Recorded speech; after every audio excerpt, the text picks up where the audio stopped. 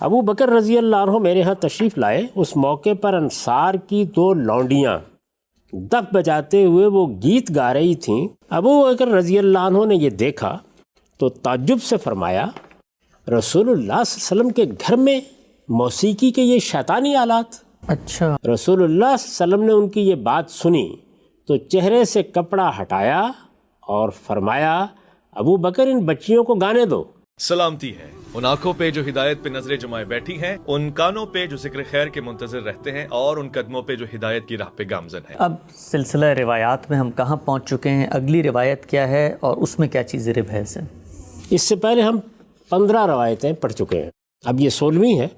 اس کا متن بھی صحیح بخاری سے لیا گیا ہے، رقم ہے 952۔ ٹھیک، میں ترجمہ ہی پڑھ رہا ہوں۔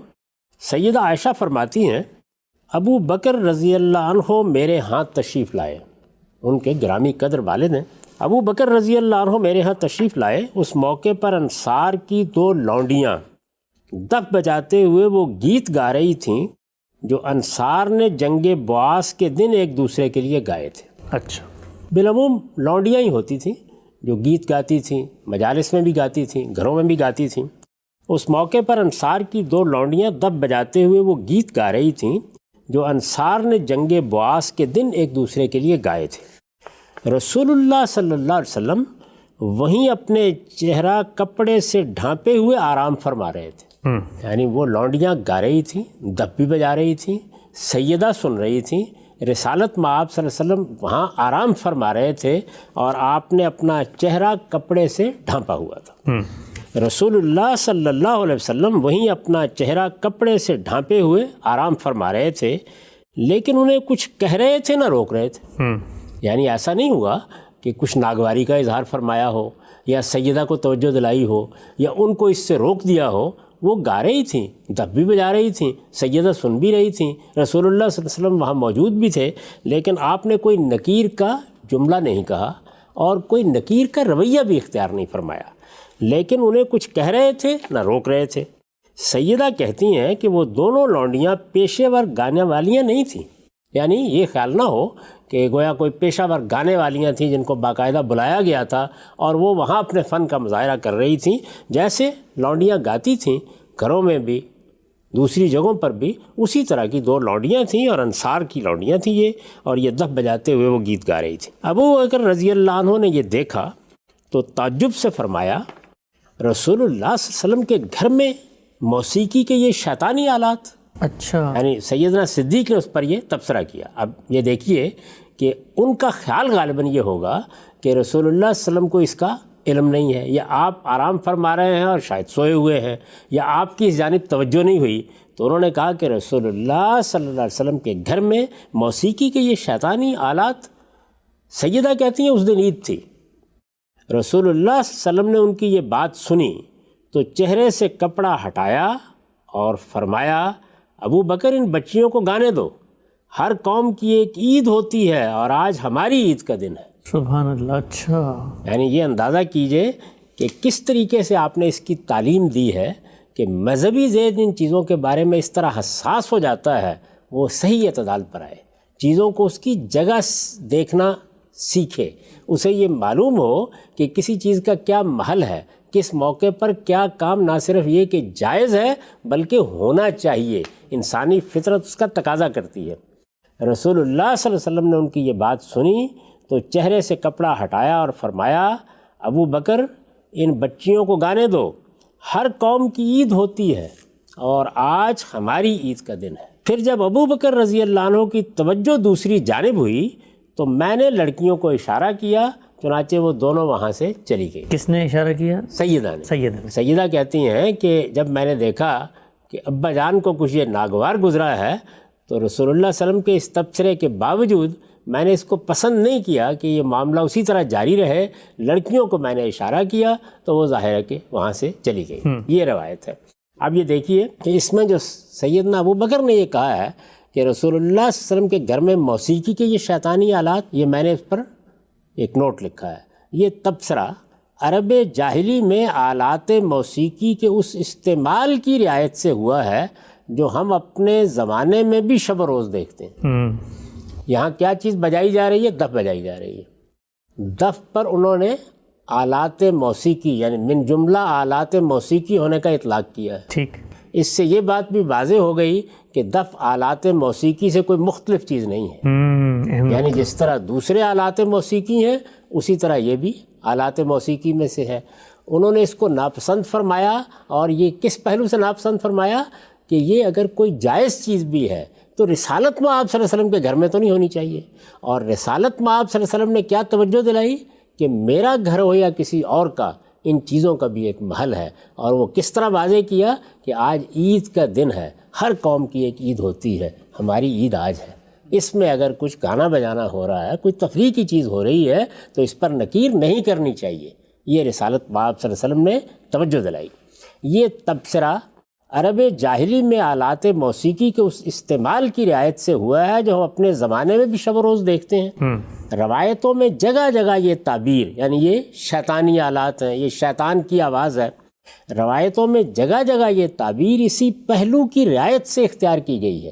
یعنی چونکہ عام استعمال اچھا نہیں ہوتا اور یہ خیال کیا جاتا ہے کہ یہ تو جو شبینہ مجالس ہے ان میں بجائے جاتے ہیں، لونڈیاں وہاں گاتی ہیں، ہر طرح کے اشعار ان کی زبان پر ہوتے ہیں، تو چونکہ یہ چیزیں عام ہیں اور صالحین زیادہ تر اس کو پسند نہیں کرتے، تو سیدنا صدیق نے اسی لحاظ سے یہ بات فرمائی ہے۔ ٹھیک، نبی صلی اللہ علیہ وسلم نے، یعنی انہوں نے یہ فرمایا، سیدنا صدیق جیسی شخصیت نے، نبی صلی اللہ علیہ وسلم نے اپنے عمل سے واضح کر دیا کہ ان میں سے کوئی چیز بھی اصلاً ممنوع نہیں ہے۔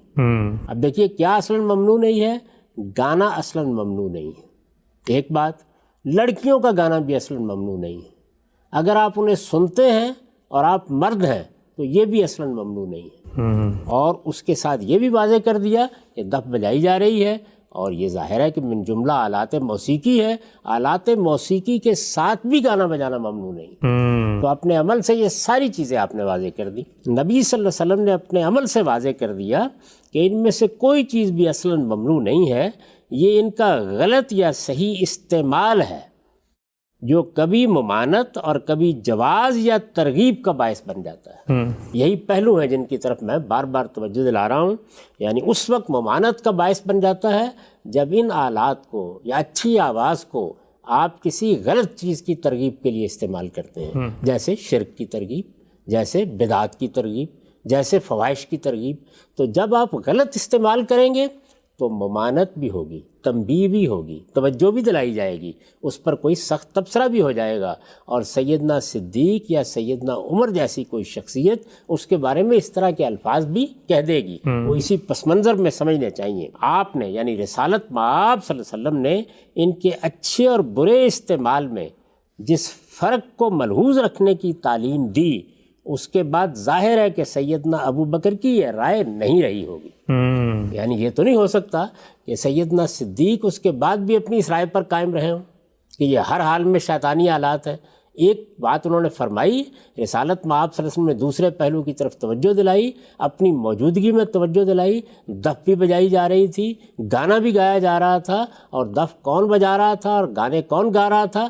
لڑکیاں گا رہی تھیں۔ اب ذرا آپ ہمارے ہاں کے مذہبی تصورات کے پس منظر میں ان سب چیزوں کو دیکھیے، ان میں سے ایک ایک چیز کی رسالت مآب صلی اللہ علیہ وسلم نے تصویب فرما دی اور اس بات کی تحسین کی کہ عید کا دن ہے، عید کے دن اس طرح کی اگر چیزیں ہوں تو یہ موقع و محل کے لحاظ سے نہایت موزوں سمجھی جائے گی۔ ٹھیک، ہم سب چند ضمنی سوالات اس روایت کے اوپر ذہن میں آتے ہیں، میں چاہتا ہوں آپ کے سامنے رکھوں۔ ایک پہلی چیز ذرا مجھے بتائیے کہ جتنی روایات اب تک بھی زیر بحث ہیں ان میں اکثریت میں جو گانے والی ہیں وہ لونڈیاں ہیں، تو پوچھنا میں آپ سے چاہتا ہوں کہ یہ کیا خاص سماج کے اندر اس زمانے کے تمدن کے اندر کوئی بہت معزز پیشہ نہیں سمجھا جاتا تھا کہ شرفاء اور جو اعلیٰ مقام لوگ ہیں وہ اس کو ایز اے کیریئر کے اپنا، جیسا کہ ابھی ہمیں آج کے دنوں میں نظر آتا ہے ایک آرٹسٹک مائنڈ سیٹ کہا جاتا ہے اور بڑی عزت کی جاتی ہے، تو اس وقت کیا یہ گانے بجانے والا کام عام طور پہ لونڈیاں یا وہ طبقہ ہی کرتا تھا جو معاشرے میں اس طرح معزز نہیں ہوتا تھا؟ دیکھیے بات یہ ہے کہ یہ بھی انسان ہی تھے، اگر لونڈیاں تھیں تو عورتیں ہی تھیں، غلام تھے تو مرد ہی تھے، لیکن چونکہ یہ وہ لوگ تھے کہ جن کو خدمت انجام دینی ہوتی تھی، کھیتوں میں یہ کام کرتے، قافلے یہ لے کے جاتے، اسی طرح تفریح کے ذرائع کے لیے بھی ایک خاص طرح کی مشق اور مزاولت چاہیے ہوتی ہے، تو وہ بھی یہی بہم پہنچاتے تھے۔ اس سے ہٹ کر بھی بعض چیزوں کا ذکر آتا ہے، یعنی جب ہم عرب کی تاریخ پڑھتے ہیں یا عرب کی شاعری پڑھتے ہیں یا عرب کے ادب کا مطالعہ کرتے ہیں تو بعض دوسرے لوگوں کو بھی گھروں میں خاندانی خواتین کو بھی اس میں دلچسپی لیتے دیکھتے ہیں. اچھا. لیکن زیادہ تر یہی معلوم ہوتا ہے کہ لونڈیاں ہی گاتی بجاتی تھیں، انہی سے محافل آباد ہوتی تھیں، اور گھروں میں بھی اگر آتی تھیں تو زیادہ تر وہی دف بجانا یا کوئی گانا سنانا یہ عام طور پر پسند کرتی تھیں. اور ان کے گانے چونکہ مشق مزاولت کے بعد ہوتے تھے، انہیں کچھ گانے بجانے کا سلیقہ بھی ہوتا تھا، تو لوگ اس بات کو پسند بھی کرتے تھے. یہ سارے پہلو تھے. ایک اور پہلو سامنے لاتا ہوں، وہ یہ کہ یہ بتائیے گا کہ عام طور پہ جب اس طرح کی روایات پیش بھی کی جاتی ہیں تو کہا یہ جاتا ہے کہ اس زمانے میں چلیں جن لوگوں کے سامنے وہ گا بجا رہی تھی، ان کے اندر تقویٰ، ان کے اندر للہیت، ان کے اندر خشوع، تذلل، اللہ کا خوف اتنا تھا کہ اس سب کے باوجود بھی دل اس طرف نہیں جاتا تھا. آج کے دور میں ہم دیکھتے ہیں لوگوں کی ایمانی کیفیت، تو ہم سد ذریعہ کے اصول پہ لوگوں کو روکیں گے کہ اس طرف ہی نہ جائیں کہ کوئی لڑکی کی آپ آواز سنیں، پھر وہ آواز سنیں گے تو اس کے سحر میں مبتلا ہو جائیں گے، پھر آپ کے ذہن میں خیالات آئیں گے. تو چلیں اس زمانے میں صحابہ کرام ہیں، ان کے ایمان کا ایک لیول ہے. آج کے دور میں تو پھر ہم اس کو سد ذریعہ کے اصول پہ روکتے ہیں. اس میں دو باتیں ہیں. پہلی بات تو یہ ہے کہ پھر وہ لوگ کہ جو تقوی کے لحاظ سے بہت ممتاز ہیں یا جن کے ہاں اس کا کوئی امکان نہیں ہے، ان کو زیادہ اہتمام سے سننا چاہیے. دونوں ہی کام ہونے چاہیے نا، کیونکہ رسالت مآب صلی اللہ علیہ وسلم نے سنا ہے تو انہیں پیروی تو کرنی چاہیے اس بات کی. دوسری چیز یہ ہے کہ یہ سد ذریعہ کا جو اصول ہے، اس میں یہ طریقہ نہیں ہوتا کہ آپ لوگوں کو ایک چیز اصلاً ممنوع نہیں ہے اور اسے ممنوع قرار دے دیں. اس میں اسی طرح توجہ دلائی جاتی ہے کہ یہ فلاں چیز ہے، یہ بالکل جائز ہے، لیکن اگر تم اس میں اشتغال پیدا کرو گے تو اس سے یہ اور یہ خرابیاں پیدا ہوں گی. وہ ہم اپنے بچوں کو بتاتے ہیں. عام کھیل کی چیزیں جن کے بارے میں کوئی بحث نہیں ہے، ان میں زیادہ وقت بسر کرو گے تعلیم کا حرج ہوگا، کاروبار کے لیے نہیں جاؤ گے. کتنی دلچسپیاں ہیں ہماری جن کے بارے میں ہم اس طرح کی تنبیہات کرتے رہتے ہیں، لیکن یہ تو کبھی نہیں کہتے کہ یہ اصلاً ممنوع ہے. یہ آپ جانتے نہیں ہیں کہ جب بچے عام طور پر تعلیم پا رہے ہوتے ہیں تو ہم اگر کوئی ناول بھی پڑھتے ہوئے ان کو دیکھیں، کوئی عام کتاب بھی پڑھتے ہوئے دیکھیں تو توجہ دلاتے ہیں کہ اپنی نصاب کی کتابیں نکالو، ان کو پڑھو. تو ہر چیز کا ایک موقع اور ہر چیز کا ایک محل ہوتا ہے جن میں اس کو سامنے رکھ کر ہی کرنا چاہیے. پھر یہ کہ لوگوں کو کیا آپ ان سے روکیں گے تو وہ رک جائیں گے؟ یعنی ان کو آپ صحیح فطرت پر رکھیں گے تو اس سے ان کی تربیت ہوگی. ان کو اگر آپ یہ بتائیں گے کہ آپ کو اس سے ان خرابیوں سے بچنا ہے تو ان کی نگاہ خرابی پر ہوگی، وہ اپنے آپ کو اس طرح قابو میں رکھیں گے. تو میں تو اس اصول ہی کو ٹھیک نہیں سمجھتا کہ سد ذریعہ کی چیزوں کے بارے میں یہ سختی اختیار کریں گے تو اس سے سوسائٹی کی اصلاح ہو جائے گی. اس سے آگے بڑھیے. وہ یہ کہ کیا رسالت مآب صلی اللہ علیہ وسلم کے تمام صحابہ ایک ہی درجے میں تھے؟ یعنی ان میں بدو بھی تھے، دائیں بائیں سے بھی آتے تھے.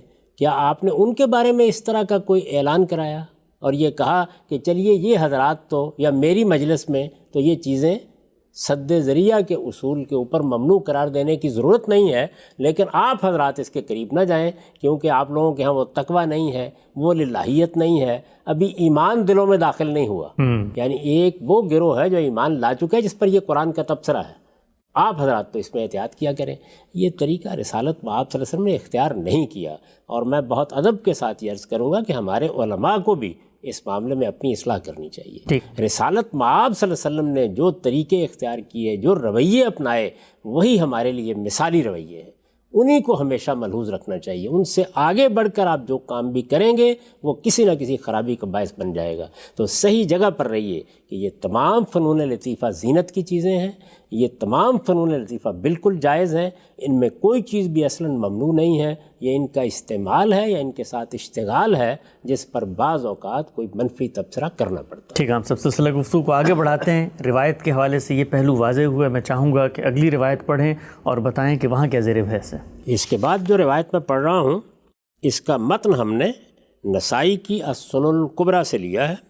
رقم ہے 5539. ٹھیک، اس کا بھی میں ترجمہ پڑھ رہا ہوں. عامر بن سعد بجلی سے روایت ہے. وہ کہتے ہیں کہ میں ایک شادی میں قرظہ بن کعب، ابو مسعود انصاری اور ثابت بن زید کے پاس جا کر بیٹھا تو کیا دیکھتا ہوں کہ وہاں کچھ بچیاں دف بجا رہی اور گانے گا رہی ہیں. اچھا. میں نے کہا سبحان اللہ، آپ لوگ رسول اللہ صلی اللہ علیہ وسلم کے ساتھی بلکہ بدر کی جنگ لڑنے والے اور آپ کے سامنے یہ کچھ ہو رہا ہے.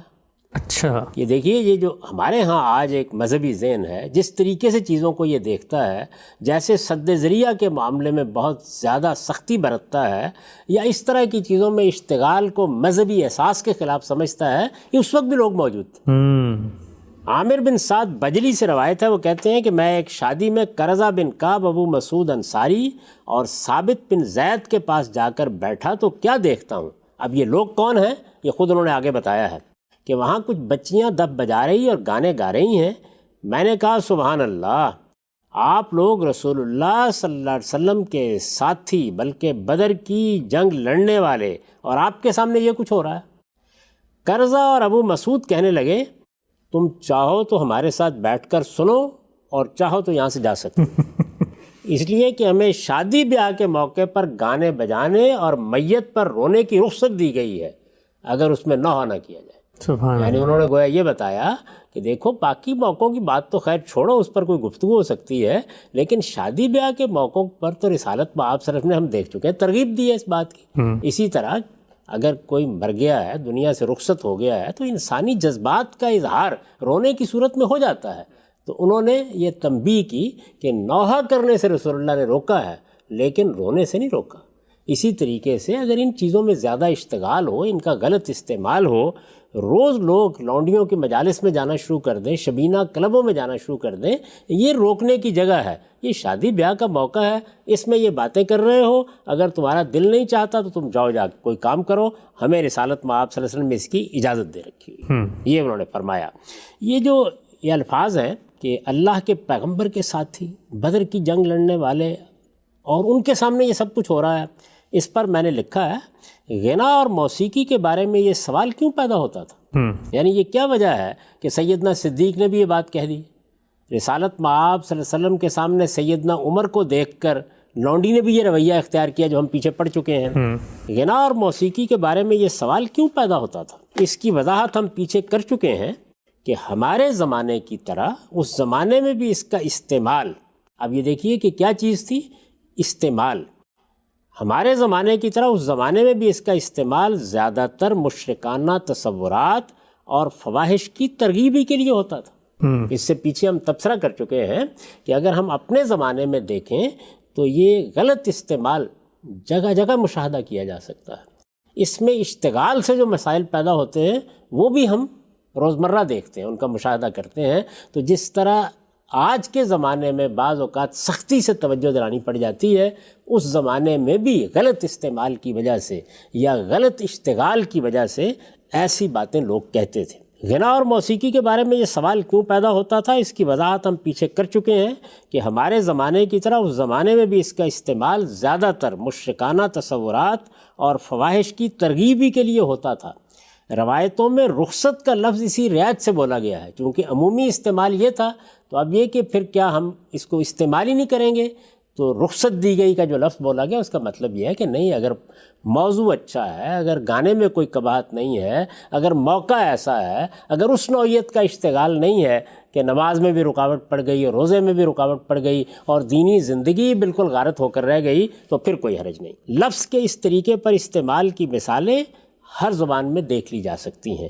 شادی بیاہ کی قید بھی اس جملے میں صرف یہ بتانے کے لیے ہے کہ عام حالات میں تو ہماری یہ مشغولیت، یعنی ان کو جواب دیا نا انہوں نے، تو شادی بیاہ کا لفظ استعمال کیا ہے، عام حالات میں تو ہماری یہ مشغولیت کسی پہلو سے قابل اعتراض ہو سکتی تھی، لیکن خوشی کے اس موقع پر اس کا امکان بھی نہیں ہے، اس لیے کہ نبی صلی اللہ علیہ وسلم نے خود اس موقع پر اور اسی سبب سے اس کی اجازت کا فرمائی ہے۔ گویا انہوں نے پوری بات کہہ دی ہے کہ یہ اصلاً کوئی ممنوع چیز نہیں ہے، اس کے استعمال کے برے مواقع ضرور ہوں گے، آپ کو تردد ہوا ہے تو آپ نہ بیٹھیے اور چلے جائیے۔ ہم اگر عام حالات میں اس میں مشغول ہوتے اور آپ کو یہ محسوس ہوتا کہ کوئی دینی ذمہ داری چھوڑ کر یا اپنے حدود سے تجاوز کر کے یہ کام کر رہے ہیں تو آپ کہتے بھی اچھے لگتے۔ شادی بیاہ کے موقع پر تو رسول اللہ نے صراحت کے ساتھ اجازت دے رکھی ہوئی ہے، تو اس میں نکیر کرنے کی کیا وجہ ہے؟ آپ کو بیٹھنا تو بیٹھیے ورنہ اپنے گھر جائیے۔ یہ جملہ جو ہے اس کے صحیح محل کو آپ سمجھیں تو یہ اس مفہوم میں کہا گیا ہے۔ ٹھیک، نبی صلی اللہ علیہ وسلم کی طرف سے اس رخصت بلکہ اس طرح کے موقعوں پر ترغیب کی روایتیں پیچھے گزر چکی ہیں. یعنی یہ جس کا انہوں نے حوالہ دیا ہے وہ روایتیں ہم اس سے پیچھے پڑ چکے ہیں. ٹھیک. اچھا قائم صاحب، یہ جو روایت ابھی آپ نے پڑھی، اس میں یہ جو ابھی آپ نے نوٹ میں بات فرمائی کہ صحابہ کرام جس پہلو سے یہ بات کر رہے ہیں کہ عام حالات میں تو کوئی قابل مذمت ہو سکتی ہے ہمارے حوالے سے بات، تو یہ عام حالات میں بھی کیوں قابل مذمت ہو؟ یعنی صحابہ کرام کی کوئی خاص منصبی حیثیت ہے، کوئی مشن جو نبوت کا ہے اس میں وہ حصہ بنے، تو عام حالات میں کس پہلو سے یہ آپ نے بات لکھی ہے قابل مذمت ہو سکتی ہے؟ دیکھیے اس میں ایک آخری روایت آئے گی، اس سے آپ کو اندازہ ہوگا کہ اہل عرب کے ہاں اس کا غلط استعمال کیا تھا. خود رسالت مآب صلی اللہ علیہ وسلم نے اس غلط استعمال پر تبصرہ کیا اور یہ کہا کہ یہ بڑی کبیر چیز تھی. عام طور پر اسی طرح کی مجالس ہوتی تھی. اس سے پہلے بھی آپ سن چکے ہیں کہ ایک مجلس مدینے میں منعقد تھی جس میں سیدنا حمزہ نے علی رضی اللہ عنہ کی اونٹنیوں کے کوہان کاٹ دیے تھے. یہ سب باتیں ہم سن چکے ہیں نا. تو ظاہر ہے اس پس منظر میں یہ بات ہے کہ اس طرح کی مجالس تو ہر جگہ ہوتی ہیں. تو کہنے کا مطلب یہ ہے کہ اگر اس طرح کی کسی مجلس میں ہم ہوتے کہ جس کو دیکھ کر یہ اندازہ ہوتا ہے کہ یہ شرفاء کے بیٹھنے کی جگہ نہیں ہے، یا یہ ایسی جگہ نہیں ہے کہ جہاں پر وہ لوگ بیٹھیں جن کی رسالت مآب صلی اللہ علیہ وسلم نے تربیت فرمائی ہے، ان کا زیادہ وقت تو اللہ ہی کی طرف رغبت میں گزرنا چاہیے. تو یہ لوگ کون ہیں، یہ محل کون سا ہے، یہ شہر کیا ہے، اس میں کس طرح کی مجالس ہوتی ہیں اور رہی ہیں، اور ان میں اگر کوئی اشتغال ہو تو ظاہر ہے کہ اس کے اوپر وہ کہنا چاہتے ہیں کہ بات کرنے کا کوئی موقع بھی تھا. یہ تو شادی بیاہ کا موقع ہے، اس پہ آپ کو اعتراض کرنے کی کیا وجہ ہے؟